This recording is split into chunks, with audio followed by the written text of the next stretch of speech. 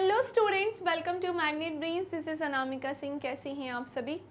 मैं आशा करती हूँ कि आप सभी बहुत अच्छे होंगे और हाजिर हो चुके होंगे इस प्यारे से सेशन में, इस प्यारी से वीडियो में, जहाँ मैं आज आप सभी के लिए लेकर आई हूँ हमारा चैप्टर जिसका नाम है क्लास 9 का खाद्य संसाधनों में सुधार। और इसमें एक टॉपिक हमारा चल रहा था और वो था फसल उत्पादन में उन्नति। इसका पार्ट 3 में लेकर आई हूँ क्योंकि ऑब्वियसली ये बहुत बड़ा वाला सेक्शन है, तो मैंने सोचा कि इसे कुछ पार्ट्स में ही हम डिवाइड करके पढ़ते हैं। तो काफ़ी सारी चीज़ें हम ऑलरेडी हमारे इस चैप्टर के सेक्शन में जान चुके हैं और अभी जो चीज़ रह गई है मैंने सोचा कि आज मैं एक स्पेशल वीडियो लेकर आती हूँ इसकी, जहाँ पर मैं रिमेनिंग सेक्शन आप सबको बताऊंगी, जहाँ हम सिंचाई और उनके तरीकों को भी यहाँ पर डिस्कस करेंगे। अनाज का भंडारण कैसे होता है इसके बारे में भी हम जानेंगे। तो क्या बोलते हैं आप सभी, स्टार्ट करेंगे आज के इस सेशन को? तो चलिए शुरुआत करते हैं आज की इस क्लास को। इसे स्टार्ट करने के पहले मैं आप सभी को थोड़ी सी जानकारी देना चाहती हूँ हमारे इस प्यारे से चैनल के बारे में, इस प्यारी सी वीडियोस के बारे में। सबसे पहले तो मैं ये बताना चाहती हूँ कि वे स्टूडेंट्स जो फर्स्ट टाइम हमारे चैनल पर जुड़े हैं, हमारे चैनल पर क्लास 6 से लेकर 12 तक के क्लासेस आपको प्रोवाइड की जाती हैं और जितनी भी क्लासेस आप हमारे चैनल पर देखते हैं ना बेटा, वो सब होती है बिल्कुल फ्री ऑफ कॉस्ट। यानी कि मैग्नेट ब्रेन्स में किसी भी क्लास को देखने के लिए आपको कोई कोर्स बिल्कुल भी परचेस नहीं करना है और ना ही किसी तरह की कोई पेमेंट करनी है, क्योंकि मैग्नेट ब्रेन्स प्रोवाइड कराता है क्वालिटी एजुकेशन, वो भी बिल्कुल फ्री ऑफ कॉस्ट। इसी के साथ मैं आपको बताना चाहती हूँ कि हम 5 स्टेट बोर्ड कवर करते हैं, UP board, Bihar board, MP board, Rajasthan board, Delhi board, और जितनी भी चीज़ें हम कवर करते हैं वो होती है सब बिल्कुल अरेंज फॉर्मेट में, जहाँ बेसिक से लेकर एडवांस लेवल हम लेकर चलते हैं और आपके सारे डाउट्स करते हैं सॉल्व। अब बात आती है कि मैम आपने ये जो चैप्टर हमें पढ़ा रहे हैं इसके नोट्स और इसके पहले जो जो चैप्टर्स आप पढ़ा चुके हैं सबके नोट्स हमें कहाँ से मिलेंगे? सो बेटा नोट्स की लिंक आपको नीचे मिल जाएगी डिस्क्रिप्शन बॉक्स में, वहाँ से आप ई नोट्स और ई बुक दोनों ही चीज़ें अच्छे से डाउनलोड कर सकते हैं। तो शुरुआत करते हैं आज के इस सेशन के। पहले से ही वीडियो को लाइक कर देंगे, शेयर कर देंगे। फसल उत्पादन में उन्नति की हम शुरुआत कर रहे हैं, जहाँ पर सबसे पहले मैं आपको बताना चाहती हूँ पोषक प्रबंधन क्या होता है, ये मैं पढ़ा चुकी हूँ और इसी में ही अब हम देखेंगे। फर्स्ट वो पॉइंट था हमारा, सेकेंड अब हम पढ़ेंगे सिंचाई, इरिगेशन के बारे में।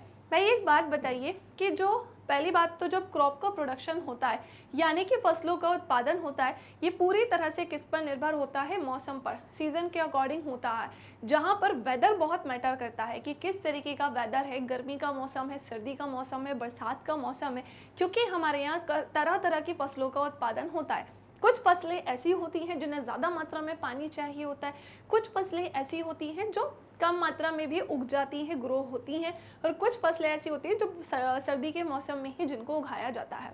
तो इन्हें तरह तरह से बांट कर रखा गया है। तो मान लीजिए कि अगर ये मौसम सही तरीके से ना चले, यानी कि जब वर्षा चाहिए और वर्षा ना हो, या सामान्य रूप में भी अगर खेतों में पानी की व्यवस्था करानी हो, तो क्या किया जाएगा? वर्षा पर ही निर्भर रहेंगे क्या? नहीं, हमारे यहाँ जो फसलों का उत्पादन होता है उन फसलों को समय समय पर पानी देने के लिए सिंचाई यानी इरिगेशन का सहारा लिया जाता है। अब एक पॉइंट उठता है कि मैम इतने बड़े खेत के लिए इरिगेशन कैसे किया जाएगा, यानी कि सिंचाई की व्यवस्था कैसे की जाती है? तो मैं आपको बताती हूँ कैसे, पहले कैसे की जाती थी, आज के डेट में कैसे की जाती है, सारी चीज़ों पर हम क्या करेंगे? चर्चा करेंगे।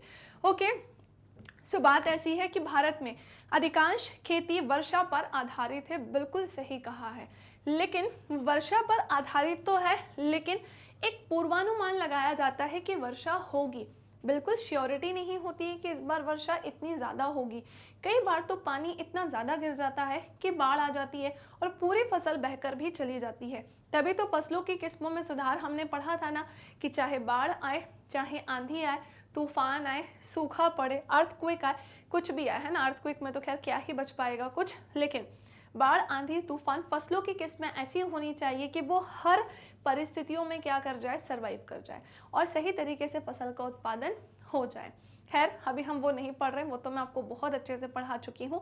मैं आपको इरिगेशन, सिंचाई के बारे में बता रही थी कि फसल में भारत में अधिकांश खेती वर्षा पर आधारित है, अर्थात अधिकांश क्षेत्रों में फसल की उपज समय पर मानसून आने तथा वृद्धि काल में उचित वर्षा होने पर निर्भर करती है। बिल्कुल सही कहा है।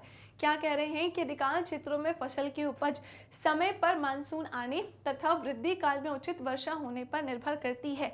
यानी विशेष रूप से उस मौसम का इंतजार किया जाता है कि जब वर्षा हो। यानी कुछ फसलें ऐसी होती हैं जो विशेष रूप से वर्षा ऋतु में ही उगाई जाती हैं। क्यों? क्योंकि उन्हें ज़्यादा मात्रा में पानी की क्या होती है? आवश्यकता होती है। इसीलिए कम वर्षा होने पर फसल उत्पादन कम होता है। अब मान लो कि ठीक है भाई, उन फसलों की पूरी डिपेंडेंसी किस पर है? पानी पर है, वर्षा पर है। अब मान लेते हैं कि जो हमारे किसान वर्षा के समय पे, जब वर्षा ऋतु आती है, वर्षा का मौसम आता है, पानी बारिश का मौसम आता है, तो वहाँ पर उस समय फसलों को उत्पादित किया जाता है। लेकिन मान लेते हैं कि बारिश इतनी हुई ही नहीं, फिर क्या होगा? ऑब्वियसली जो सोचा था कि इस बार ज़्यादा वर्षा होगी और ज़्यादा फसल का उत्पादन होगा, वो चीज़ नहीं हो पाएगी और फसल का उत्पादन कैसा हो जाता है? कम हो जाता है। फसल के वृद्धि काल में उचित समय पर सिंचाई करने से संभावित फसल उत्पादन में वृद्धि हो सकती है। इसीलिए अधिकाधिक कृषि भूमि को संचित करने के लिए बहुत से उपाय किए जाते हैं। अधिक से अधिक भूमि को संचित करने के लिए कई सारे उपाय किए जाते हैं। पहले ये होता था कि पूरी तरह से एग्रीकल्चर के लिए किस पर डिपेंड किया जाता था? मौसम पर। आज भी किया जाता है, लेकिन फिर भी दूसरे कई सारे आज की डेट में ऑप्शंस रखे हैं, जैसे इरिगेशन यानी कि सिंचाई, कि ठीक है भाई, अगर वर्षा ज़्यादा नहीं होती है या मान लो हुई ही नहीं, तो एटलीस्ट हमें दूसरा ऑप्शन तो लेकर चलना होगा ताकि हमारी फसल सही तरीके से उत्पादित हो सके और किसी भी तरीके का कोई भी लॉस ना हो। क्या आप सबको मेरी बात समझ में आ रही है? तो फिर वापस से सुनो, फिर से सुनो। क्या सुनोगे? कि भारत में अधिकांश खेती वर्षा पर आधारित है। जी हाँ, बिल्कुल है। अर्थात अधिकांश क्षेत्रों में चाहे फसल की उपज की बात करें, समय पर मानसून आने और वृद्धि काल में उचित वर्षा होने पर ही ये क्या होती है? निर्भर होती है। इसीलिए कम वर्षा होने पर फसल उत्पादन भी कैसा हो जाता है? कम हो जाता है। और फसल के वृद्धि काल में उचित समय पर सिंचाई करने से संभावित फसल उत्पादन में वृद्धि हो सकती है। इसीलिए अधिक से अधिक कृषि भूमि को संचित करने के लिए बहुत से उपाय किए जाते हैं। भारत में अधिक पानी के स्रोत है, बिल्कुल सही कहा है। हमारे यहाँ अगर पानी की प्राप्ति करनी है तो पानी को प्राप्ति के लिए कई सारे सोर्सेस है, कई सारे स्रोत हैं और विभिन्न प्रकार की जलवायु भी है। हाँ, बिल्कुल सही कहा है, कई तरीके की हमारे यहाँ जलवायु भी है।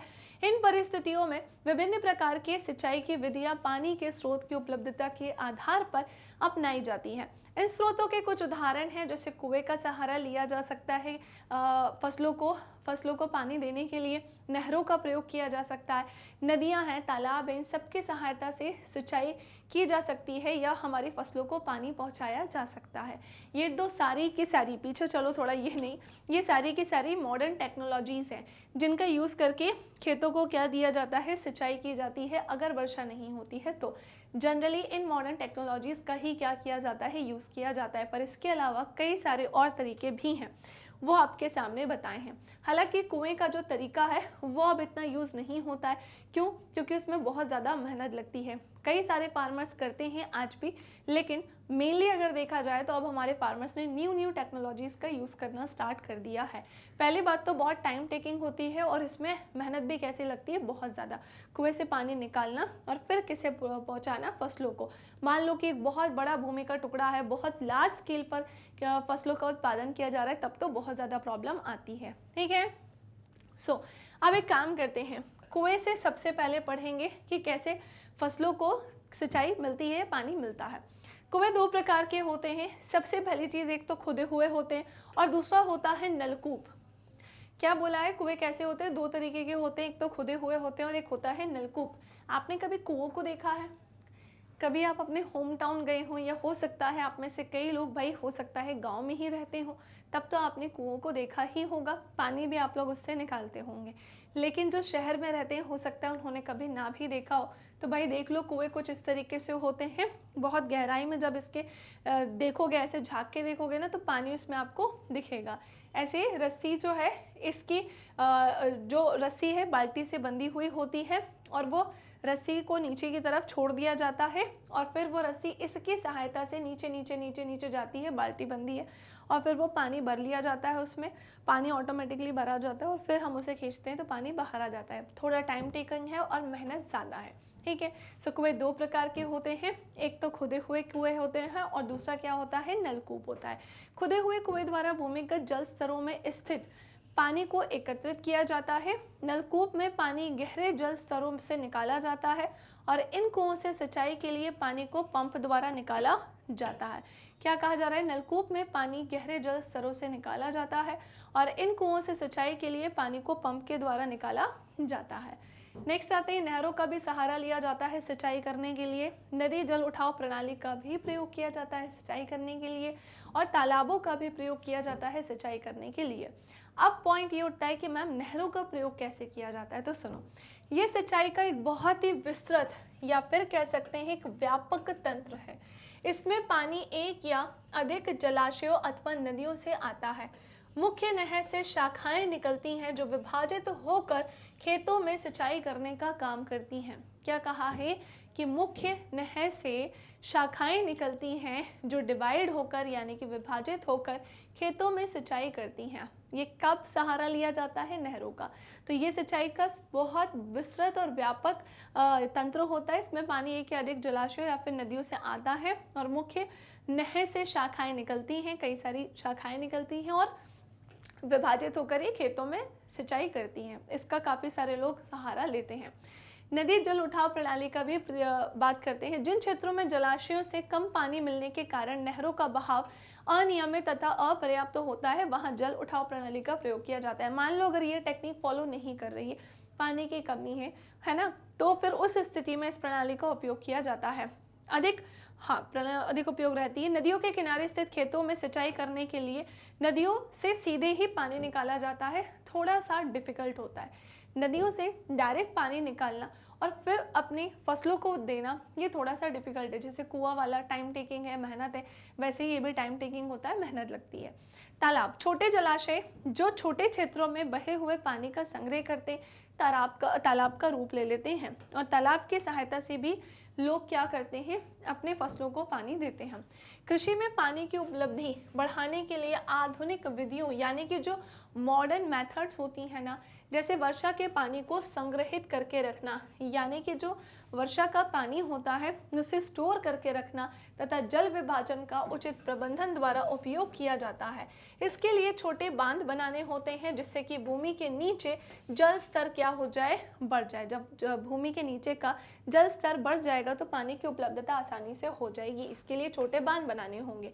ये छोटे बांध वर्षा के पानी को बहने से रोकेंगे और मृदा अपरदन को भी क्या कर देंगे? कम कर देंगे, क्योंकि कई बार मृदा अपरदन के कारण हमारे जो खेत होते हैं वो भी क्या हो जाते हैं? बह जाते हैं, खराब हो जाते हैं। सो ये भी क्या है? एक हानिकारक या नुकसान होता है जिसे ठीक करना आवश्यक है।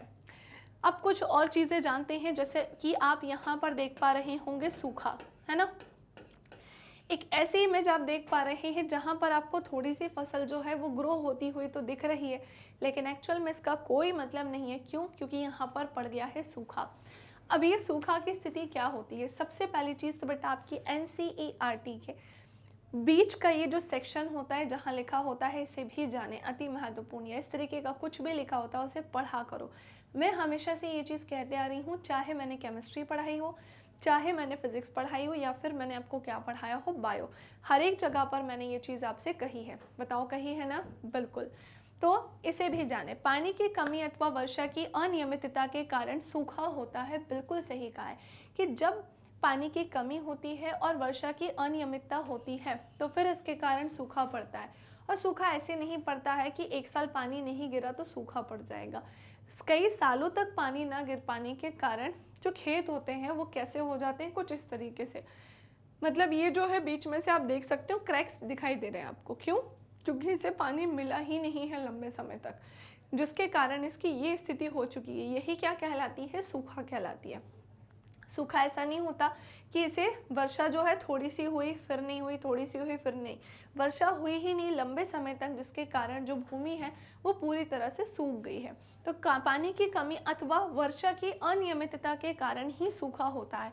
वर्षा पर आधारित कृषि को सूखे से बहुत हानि होती है, विशेषतः उन क्षेत्रों में जहां पर किसान फसल उत्पादन में सिंचाई का उपयोग नहीं करते और केवल वर्षा पर ही निर्भर रहते हैं। हल्की मृदाओं में पानी को संचित रखने की क्षमता कैसी होती है? कम होती है। जो कैसी मिट्टी होती है? हल्की होती है ना, उसमें पानी को स्टोर करने की क्षमता कैसी होती है? कम। इसलिए जिन क्षेत्रों में हल्की मृदा होती है वहाँ पर सूखे के कारण फसलों की बहुत हानि होती है। अब मृदा हल्की होगी, ज़्यादा मात्रा में पानी को स्टोर करके नहीं रख पाएगी। और मुझे एक बात बताओ, ये चीज़ें हम क्यों पढ़ रहे हैं कि मैम ये मृदा हल्की है, पानी को स्टोर करके नहीं रख पा रही? क्योंकि रीज़न है, जब भी हम अपने घरों में पेड़ों में पानी डालते हैं तो हम देखते हैं कि जैसे कोई पेड़ है, मान लो कि कोई पौधा है हमारे घरों के गमलों में, है ना, हमारे घरों के गमलों में जैसे ही हमने इसे पानी दिया तो पानी इसे मिला और फिर हम देखते हैं कि ये तो जो है गमले में जाकर इकट्ठा हो जाता है। मिट्टी, इसमें क्या होता है, मिट्टी सॉइल उसे क्या कर लेती है, सोख लेती है। इसके पीछे रीज़न पता है क्या होता है? हम सोचते हैं कि फिर क्या मतलब, पूरा पानी तो मिट्टी ने ले लिया। जब हम छोटे छोटे हैं ना, छोटे छोटे होते हैं तो यही सारी चीज़ें हमारे दिमाग में चलती हैं कि पूरा पानी तो मिट्टी ले ली, अब हमारे लिए क्या बचा, मतलब क्यों इतनी मेहनत करवाई मम्मी ने। तो होता यह है कि हाँ, आपने पानी डाला, पौधे के हिस्सों को ऊपर ऊपर से टच तो हुआ, लेकिन जो मेन पानी था ना वो मिट्टी ने स्टोर कर लिया। मिट्टी को ही तो स्टोर करना होता है, पानी मिट्टी अपने पास संग्रहित करके रखती है। और जब पत्ती को पानी चाहिए, किसी हिस्से को पानी चाहिए, तो ये क्या करेगी मिट्टी, उसे पौधों की जो जड़ें होती हैं ना उसकी सहायता से, जाइलम टिश्यू की हेल्प से उसे हर एक सेक्शन में पहुंचाने का काम करती है। अगर आप ये सोच रहे हो कि हमने पानी डाला, मिट्टी ने पूरा ले लिया, मैं नहीं दूंगा पानी इसको, या मैं इसे पानी नहीं दूंगी, पूरा पानी मिट्टी सोख लेती है, तो मिट्टी को ही पानी देना होता है ताकि वो पौधों के हर एक सेक्शन पे पहुंचा सके। क्योंकि पूरे टाइम तो हम पौधों को पानी ऐसे नहीं दे सकते ना, तो मिट्टी अपने पास स्टोर करके रखती है और धीरे धीरे करके ज़रूरत पड़ने पर वो सब जगह पहुंचाने का काम करती है जाइलम टिश्यू की हेल्प से। समझ पाए ना? तो ऐसे इसके साथ भी है भाई। अब मिट्टी हल्की होगी तो पानी स्टोर करके नहीं रख पाएगी, पानी स्टोर करके नहीं रख पाएगी तो ऑब्वियसली पानी की कमी होगी पौधों में और फिर फसल का उत्पादन नहीं हो पाएगा। वैज्ञानिकों ने कुछ फसलों की ऐसी किस्में भी तैयार कर ली हैं जो सूखे की स्थिति को सहन कर सकती हैं। तो पानी की कमी अथवा वर्षा की अनियमितता के कारण सूखा होता है। वर्षा पर आधारित कृषि को सूखे से बहुत हानि होती है, विशेषतः उन क्षेत्रों में जहां पर किसान फसल उत्पादन में सिंचाई का उपयोग नहीं करते और केवल वर्षा पर ही निर्भर रहते हैं। हल्की मृदाओं में पानी को संचित रखने की क्षमता कम होती है, इसलिए जिन क्षेत्रों में हल्की मृदा होती है वहां पर सूखे के कारण फसलों की बहुत हानि होती है। वैज्ञानिकों ने कुछ फसलों की ऐसी किस्में भी तैयार कर ली हैं जो सूखे की स्थिति को क्या कर सके, सहन। नेक्स्ट आते हैं अब हम फसल पैटर्न को पढ़ने के लिए। आपको पूरी कहानी समझ में आई? थोड़ा सा पीछे चलती हूँ मैं। यहाँ पर मैंने आपको बताया इरिगेशन सिंचाई के बारे में। सबसे पहले मैंने आपको बताया कि जब भी फसलों का उत्पादन किया जाता है तो फसलों के उत्पादन में कुछ फसलों को ज़्यादा पानी लगता है, कुछ को कम, किसी को एवरेज लगता है। मतलब कुछ फसलें ऐसी होती है जिन्हें एक्चुअली में ज़्यादा पानी चाहिए ही, तो फसलों को उनके पानी के अकॉर्डिंग ही वो ग्रो करती हैं। अब इस स्थिति में भाई उसे थोड़ा पानी तो देना पड़ेगा, किसी को बहुत ज़्यादा भी देना पड़ेगा। कैसे पॉसिबल है? मान लीजिए कि एक बिल्कुल बहुत बड़े स्केल पर क्या हो रही है, कृषि का मतलब फसलों का उत्पादन हो रहा है, तो वहाँ पर हम ऐसा तो है नहीं कि बाल्टी ली और उसमें हम एक एक करके थोड़ा थोड़ा करके पानी डाल रहे हैं, ये तो पॉसिबिलिटी नहीं है। तो फिर उन्हें सही तरीके से पानी कैसे प्रवाहित किया जाए या कैसे प्रोवाइड किया जाए, इसीलिए हम किसका सपोर्ट लेते हैं, इरिगेशन यानी कि सिंचाई का सहारा लेते हैं। और सिंचाई के माध्यम से पौधों के, फसलों के हर एक सेक्शन को क्या प्रोवाइड किया जाता है, पानी। लेकिन इसके लिए कुछ टेक्निक्स का यूज़ किया जाता है, जैसे कुओं का सहारा लिया जाता है, इसी के साथ नहरें हैं, नदी जल उठाव प्रणाली का सहारा लिया जाता है, तालाब का सहारा लिया जाता है और जो फसल है उसको पानी जो है उपलब्ध कराया जाता है। साथ ही साथ अगर फसलों को एक लंबे समय तक पानी नहीं मिल रहा हो, भूमि को पानी ही नहीं मिल रहा हो, मिट्टी को पानी ही नहीं मिल रहा हो, तो एक ऐसी स्थिति आ जाती है जिसे हम डिक्लेयर कर देते हैं सूखा। समझ रहे हो? सूखा एक ऐसी स्थिति होती है जहाँ पर फसल उग ही नहीं सकती है, उसके पास पानी नहीं है। बिना पानी के कई बार हम खड़े भी नहीं हो पाते, चक्कर आने लगते हैं। तो कैसे सोच सकते हो आपकी फसल का उत्पादन हो सकता है? बिना पानी के उसमें भी ग्रो करने की क्षमता नहीं होती है। तो पानी इनके लिए आवश्यक है। ठीक है, चलिए, सूखे की स्थिति भी होती है यहाँ पर, डन। नाउ अब आते हैं हम हमारे very very very important point, जो कि हमारा थर्ड पॉइंट है। पहला पॉइंट क्या था, पोषक प्रबंधन। दूसरा पॉइंट क्या था, तो वो था सिंचाई। एंड थर्ड पॉइंट हमारा क्या है, फसल पैटर्न। क्या होता है ये फसल पैटर्न? अधिक लाभ प्राप्त करने के लिए फसल उगाने की विभिन्न विधियों का उपयोग कर सकते हैं। बिल्कुल सही कहा है, ज़्यादा लाभ प्राप्त करने के लिए फसल उगाने की विभिन्न विधियों का उपयोग कर सकते हैं। मिश्रित फसल में 2 अथवा 2 से अधिक फसलों को, जो मिश्रित फसल होती है, अब इसे सुनो, हम फसल पैटर्न्स के बारे में जान रहे हैं। फसलों को उत्पादन करने के लिए कई सारी पैटर्न्स का यूज़ किया जाता है। जैसे फॉर एग्जांपल मिश्रित फसल, हमारे यहाँ मिश्रित खेती होती है, अंतरा फसलीकरण का सहारा लिया जाता है। मैम ये सब क्या होता है? तो चलो मैं एक एक करके आपको चीज़ें एक्सप्लेन करती हूँ, ध्यान से सुनेंगे बेटा, है ना। होता ये है, सबसे पहले तो आपके सामने क्या है, ये मिश्रित फसल।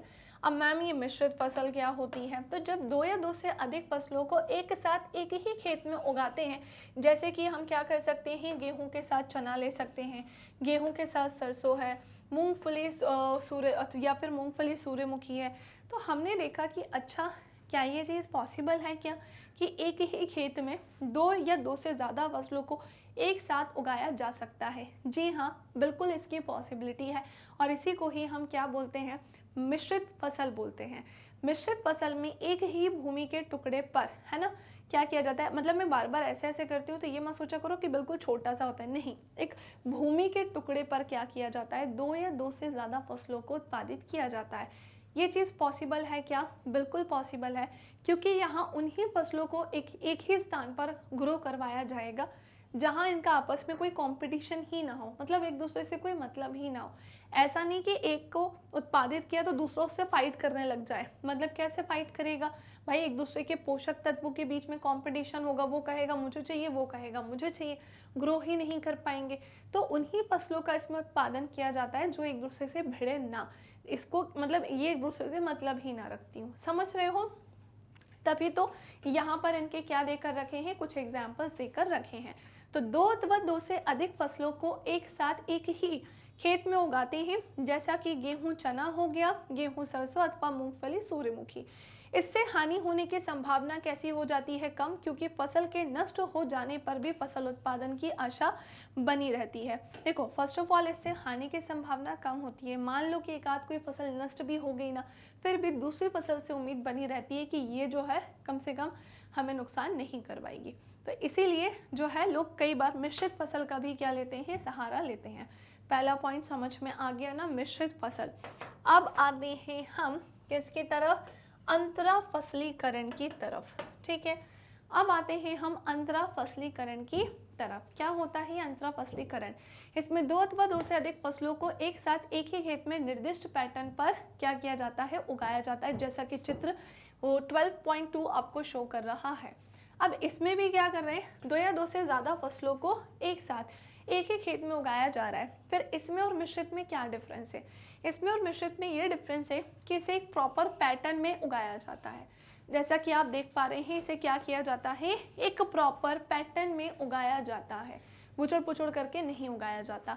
कुछ पंक्तियों में एक प्रकार के फसल तथा उनके एकांतर दूसरी स्थिति में दूसरी पंक्तियों में दूसरे प्रकार की फसल जो है उगाते हैं। फॉर एग्जाम्पल सोयाबीन के साथ क्या आ गया, मक्का, बाजरा के साथ क्या आ गया, लोबिया। इनका आपस में अगेन कोई कंपटीशन नहीं होता है, ये अपने तरीके से ग्रो करते हैं, ये अपने तरीके से ग्रो करते हैं, आपस में ये भिड़ते नहीं हैं कि मुझे ये पोषक तत्व चाहिए और ये कहेगा मुझे ये पोषक तत्व नहीं। वो अपने ग्रो करने पर वो काम करेगा, ये अपने ग्रो करने पे काम करेगा। फसल का चुनाव इस प्रकार किया जाता है कि उनकी पोषक तत्वों की आवश्यकताएं कैसी हो, भिन्न भिन्न हो, यानी इन्हें अलग पोषक तत्व चाहिए हो, इन्हें अलग पोषक तत्व चाहिए हो, जिससे पोषकों का अधिकतम उपयोग हो सके। मतलब फिर जिस फसल को जो पोषक तत्व चाहिए होगा वो आसानी से उसे क्या हो जाएगी, मिल जाएगी, ठीक है। तो हमने क्या देखा अब, तो हमने ये देखा कि जो अंतरा फसलीकरण होता है उसमें 2 या 2 से ज़्यादा फसलों को एक ही खेत में एक ही जगह पर उगाया जाता है, लेकिन एक निर्दिष्ट पैटर्न, एक प्रॉपर पैटर्न में, जैसा कि हम यहाँ पर देख पा रहे हैं। और ये पैटर्न में जिन भी फसलों का चुनाव किया जाता है या बेटा जिन भी फसलों का चयन किया जाता है ना, वो फसलें कैसी होती हैं कि वो आपस में कंपटीशन ना रखती हूँ, अपने अपने काम पर क्या करती हूँ, ध्यान रखती हूँ, ठीक है। तो मिश्रित खेती डन, अंतरा फसलीकरण डन। इस विधि द्वारा पीड़क व रोगों को एक प्रकार के फसल के सभी फसलों में फैलने से रोका जाता है। ये भी सही कहा है, एक प्रॉपर पैटर्न में रहेगा, पूरा घुसड़ पुसड़ नहीं रहेगा। तो अगर रोग हो भी जाएंगे या कोई पीड़क लग भी जाता है तो वो पूरी फसल में नहीं फैल पाएगा। एक ये भी इससे क्या मिलता है, बेनिफिट मिलता है। क्यों? क्योंकि पूरे पैटर्न में है, सब पैटर्न में है, एक दूसरे तक पहुंचने में उन्हें टाइम लगेगा। इस प्रकार दोनों फसलों से अच्छा उत्पादन प्राप्त किया जा सकता है। किसी खेत में क्रमवार पूर्व नियोजित कार्यक्रम के अनुसार विभिन्न फसलों के उगाने को ही हम क्या बोलते हैं, फसल चक्र बोलते हैं। अब मैं यहाँ कर रही हूँ स्टार, हमारी यहाँ तक की कहानी होती है डन, और अब मैं आपको बताने जा रही हूँ कि फसल चक्र क्या होता है। चलो तो देखो, किसी खेत में क्रमवार पूर्व नियोजित कार्यक्रम के अनुसार, मतलब पहले से प्लानिंग की गई चीज़ों के अकॉर्डिंग विभिन्न फसलों के उगाने को ही क्या कहते हैं, फसल चक्र। परिपक्वन काल के आधार पर विभिन्न फसल सम्मिश्रण के लिए फसल चक्र अपनाया जाता है। ठीक है, एक कटाई के बाद कौन सी फसल उगानी चाहिए, ये नमी तथा सिंचाई की उपलब्धता पर निर्भर करता है। मान लीजिए कि एक बार एक फसल का उत्पादन हो चुका है, उसकी कटाई भी हो चुकी है, अब इसके बाद कौन सी फसल उगानी चाहिए, है ना, ये नमी और सिंचाई की उपलब्धता पर निर्भर करता है। यदि फसल चक्र उचित ढंग से अपनाया जाए तो एक वर्ष में 2 या 3 फसलों से अच्छा उत्पादन किया जा सकता है। क्या बोल रहे हैं, यदि फसल चक्र जो है वो अच्छे तरीके से अपनाया जाए तो एक वर्ष में 2 या 3 फसलों से अच्छा उत्पादन किया जा सकता है, और ये प्रॉफिटेबल है। अच्छा है ना भाई, ये इन चीज़ों को फॉलो करके बेनिफिट ही तो हो रहा है, लॉस नहीं हो रहा है। तो यहाँ पर हमारा ये वाला सेक्शन फाइनली होता है फिनिश। अब आते हैं हम फसल सुरक्षा प्रबंधन की तरफ। क्या पढ़ने जा रहे हैं हम, तो हम पढ़ने जा रहे हैं फसल सुरक्षा प्रबंधन क्या होता है। ठीक है, सो फसल उत्पादन प्रबंधन हो गया है, और अब हम आएंगे फसल सुरक्षा प्रबंधन, जहाँ पर मैं आपको कुछ चीज़ें पढ़ाने जा रही हूँ। तो चलिए शुरुआत करते हैं इसकी। खेतों में फसल खरपतवार, कीट, पीड़क तथा रोगों से प्रभावित होती है। हमने ये तो जान लिया कि फसलों को उत्पादित करने में तरह तरह की अच्छी किस्मों का प्रयोग होना चाहिए, बीजों का चयन करना चाहिए, पूरा प्रोसीजर हमने देख लिया। हमने ये देख लिया खाद क्या होते हैं, उर्वरक क्या होते हैं, कौन कौन से पोषक पदार्थ इनको मिलने चाहिए, कौन से कम मात्रा में, कौन से ज़्यादा मात्रा में। चलो ये भी हो गया। हमने ये भी देख लिया कि एक ही अगर भूमि पर, है ना, एक ही स्थान पर अगर तरह तरह की फसलों का उत्पादन करना हो तो क्या ये चीज़ पॉसिबल है। जी हाँ, ये भी पॉसिबल है, ये भी हमने देख लिया क्या क्या हो सकता है, किस तरह से इसका उत्पादन किया जा सकता है। अब नेक्स्ट आते हैं कि इन फसलों में अगर कहीं क्या लग जाए, खरपतवार। खरपतवार कुछ ऐसे पौधे होते हैं जिनकी आवश्यकता ही नहीं होती है, और ये पौधे हमारी मेन फसलों से लड़ाई करने लगते हैं, उनके पोषक तत्व को छीन लेते हैं, और फिर बड़े तेज़ी से ग्रो होते हैं और उनका स्थान भी ले लेते हैं, जिसके कारण जिस फसल का उत्पादन करना था, खरपतवार लगने की वजह से वो क्या हो जाता है, वेस्ट हो जाता है, मतलब लॉस होता है, हानि होता है। कई बार इनको कोई रोग लग जाते हैं भाई, बीमारियां हो जाती हैं, पीड़क लग जाते हैं, जिसके कारण फसल उग नहीं पाती है, फसल का उत्पादन नहीं हो पाता है। ठीक है, सो खेतों में फसल खरपतवार, कीट, पीड़क तथा रोगों से प्रभावित होती है। यदि समय रहते खरपतवार तथा पीड़कों को नियंत्रित नहीं किया जाए तो वे फसलों को बहुत हानि पहुंचाते हैं। खरपतवार कृषि योग्य भूमि में अनावश्यक पौधे होते हैं, बिल्कुल सही कहा है। ये कैसे होते हैं, हमारे कृषि योग्य भूमि में अनावश्यक पौधे होते हैं जिनकी आवश्यकता नहीं है। जैसे कुछ नाम है, गोखरू है, गाजर घास हो गई, मोथा हो गई, ये सब जो है उग जाती है और हमारी फसल को खराब करने का क्या करते हैं, ये सब काम करते हैं। क्या करते हैं, हमारी फसल को खराब करने का काम करते हैं। ये खरपतवार भोजन, स्थान तथा प्रकाश के लिए स्पर्धा करते हैं। जो फूड किसको चाहिए, जो खाना किसे चाहिए, हमारी फसलों को चाहिए, वही खाना खरपतवार को चाहिए होता है, वही उसको पूरा स्थान घेरना होता है। साथ ही साथ वो सनलाइट को भी ज़्यादा से ज़्यादा कैच करने की कोशिश करती है, जिस कारण इनका आपस में कंपटीशन होता है, और ऐसा कंपटीशन होता है कि खरपतवार तेज़ी से ग्रो कर जाती है समटाइम्स, और जो हमारी फसल है वो तेज़ी से ग्रो नहीं कर पाती, और क्या होता है, नुकसान, फसल की हानि होती है। समझ पाए इतना। अब आते हैं अगले पॉइंट, खरपतवार पोषक तत्व भी लेते हैं जिससे फसलों की वृद्धि क्या हो जाती है, कम। जो हमारी फसलों को पोषक तत्व चाहिए ये उससे कंपटीशन करते हैं, इनको भी वही चाहिए, जिसके कारण ये कई बार उनके पोषक तत्व ले लेते हैं और खरपतवार की वो तेज़ी से ग्रो कर जाती है और हमारी फसल वैसी की वैसी रह जाती है जिसको ग्रो होना चाहिए। इसीलिए खरपतवार को निकालना बहुत ज़्यादा आवश्यक होता है, इंपॉर्टेंट होता है। सो खरपतवार पोषक तत्व भी ले लेते हैं जिससे फसलों की वृद्धि कैसी हो जाती है, कम, और इसीलिए अच्छी पैदावार के लिए प्रारंभिक अवस्था में ही खरपतवार को खेतों में से निकाल देना चाहिए। ठीक है, चलिए, तो ये थी कहानी जो हमने यहाँ जानी है थी। अब हम कुछ और चीज़ों को इसी से रिलेटेड डिस्कस करते हैं, है ना। अब देखो, कई बार ऐसा होता है कि हमने देखा है हमारी जो फसलें होती हैं या जो प्लांट्स होते हैं, पौधे होते हैं, उनकी जो पत्तियां होती हैं, जो फल होते हैं और जो फूल होते हैं, वो किस तरह से डैमेज हो जाते हैं, ख़राब हो जाते हैं। ऐसा कुछ देखने को मिलता है ना। ये तो मैंने आपको कुछ ही एग्जाम्पल बताए हैं, ऐसे कई सारे एग्जाम्पल्स होते हैं जहाँ पर उनमें बैक्टीरिया लग जाती है, फफूंद लग जाती है, जिसके कारण हमारी फसलें उत्पादित नहीं हो पाती हैं, बल्कि वो कैसी हो जाती हैं, ख़राब हो जाती हैं। इसीलिए हमारे किसान समय समय पर पूरी फसलों को देखते रहते हैं, पूरी निगरानी में रहते हैं।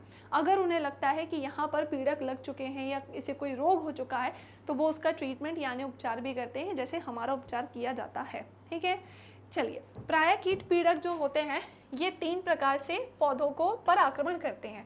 सबसे पहला, ये उसके मूल, तने और पत्तियों को काट देते हैं।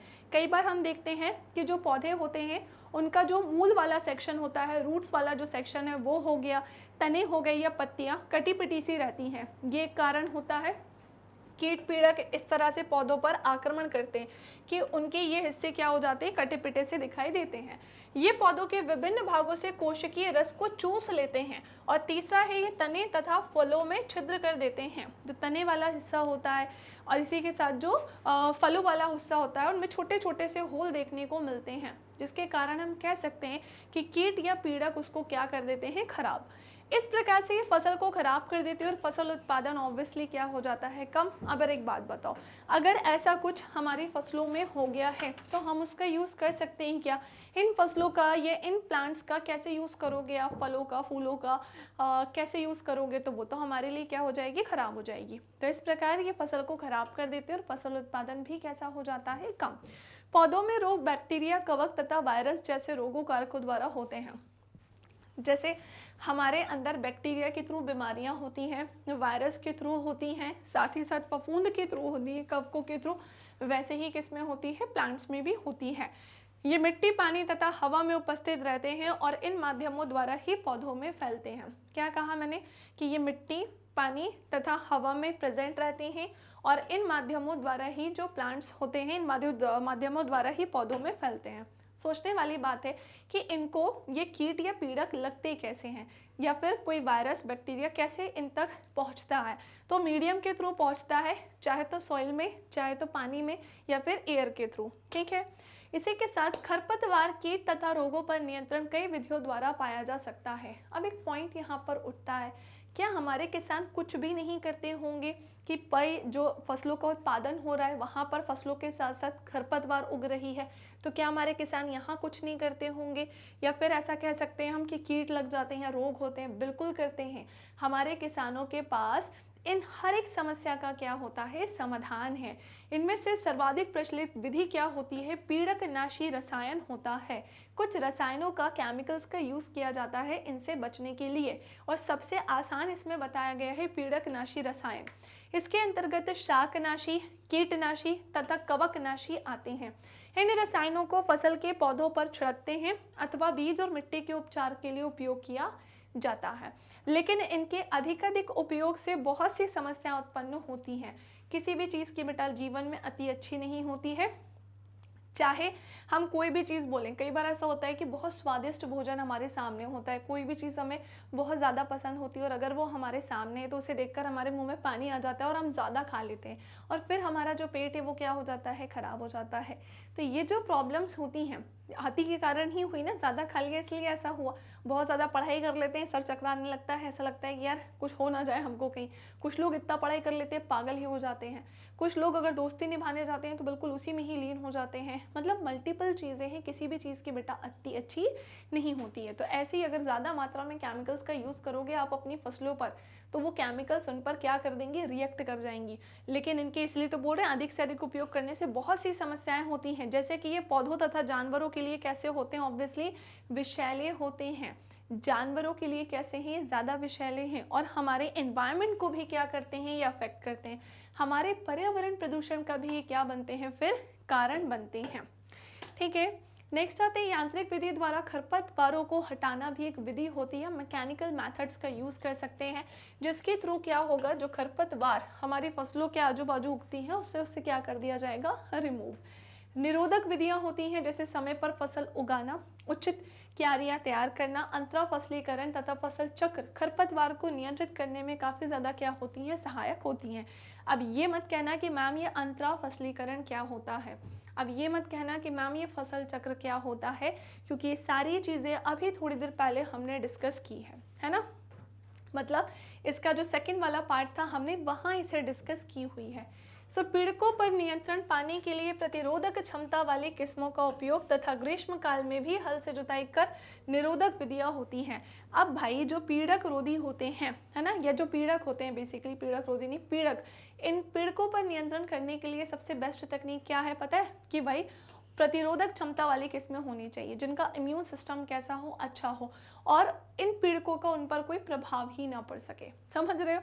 इन विधि में खरपतवार तथा पीड़कों को नष्ट करने के लिए गर्मी के मौसम में गहराई तक हल चलाया जाना चाहिए, कि अगर कोई पीड़क अंदर घुसे भी होंगे ना, हल बिल्कुल अंदर तक चला कर हम उसे बाहर निकाल सकते हैं। ठीक है, गर्मी के दिनों में विशेष रूप से ऐसा करना चाहिए।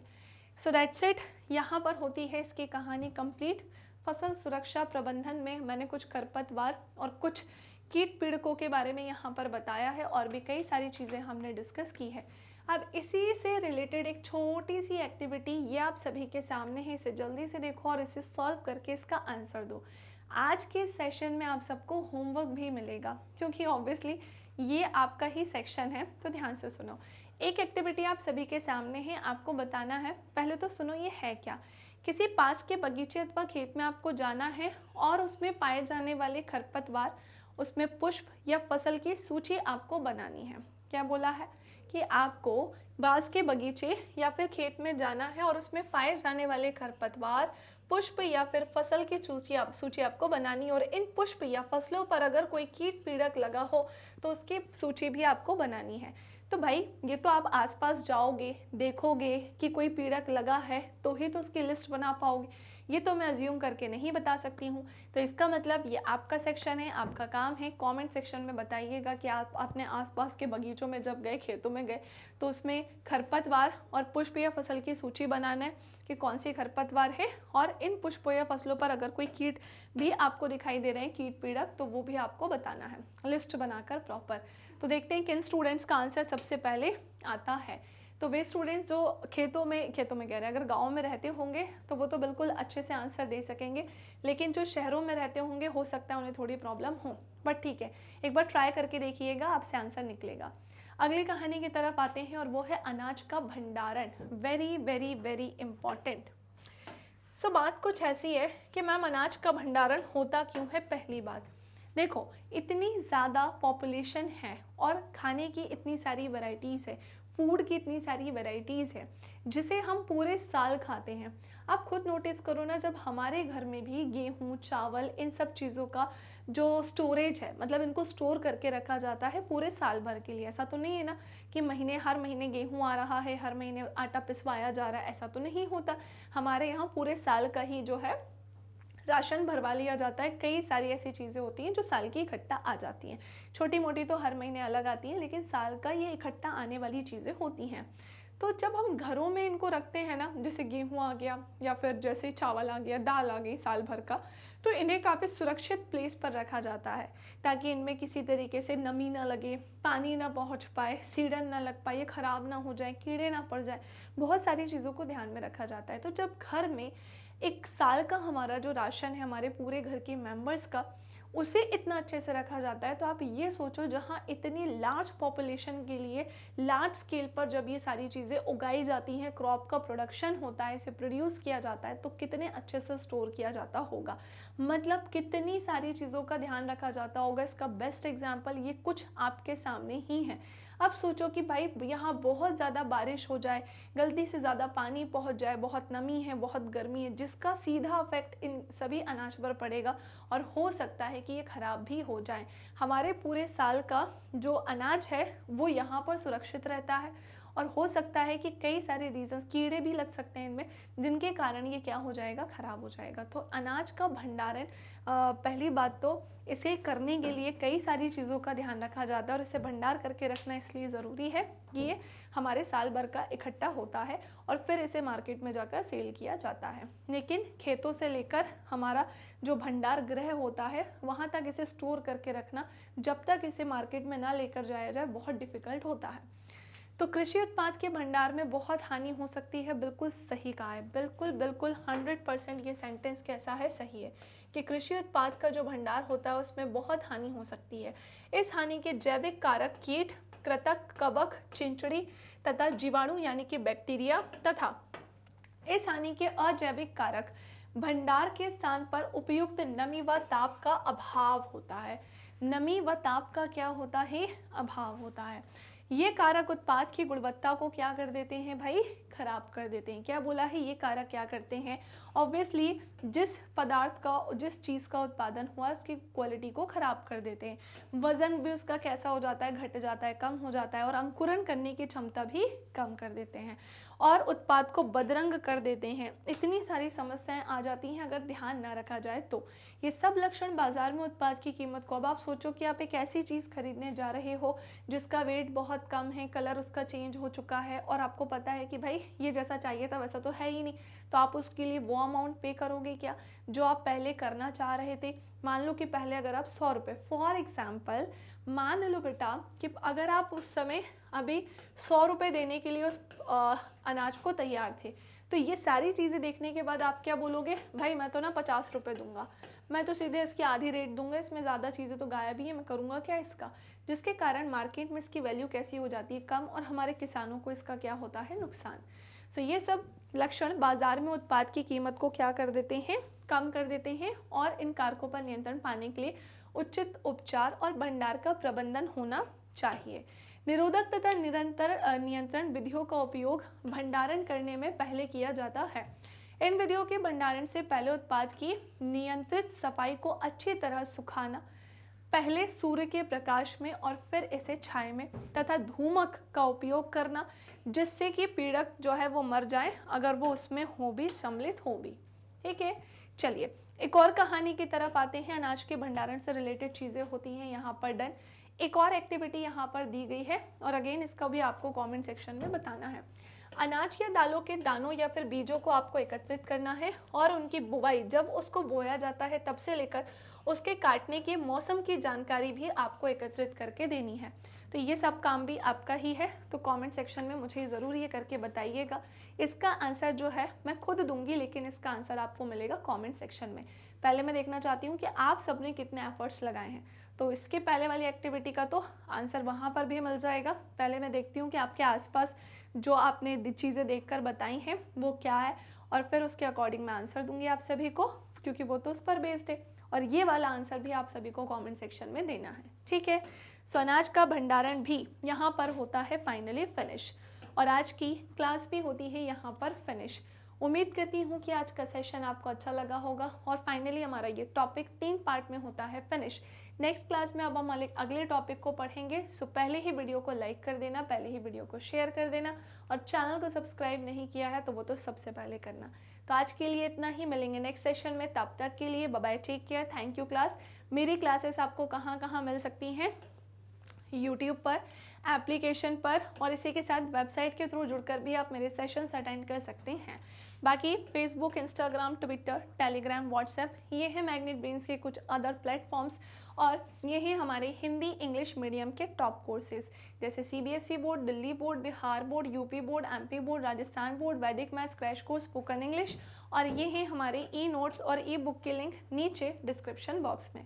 सो मिलेंगे नेक्स्ट सेशन में, तब तक के लिए bye bye, take care, thank you class.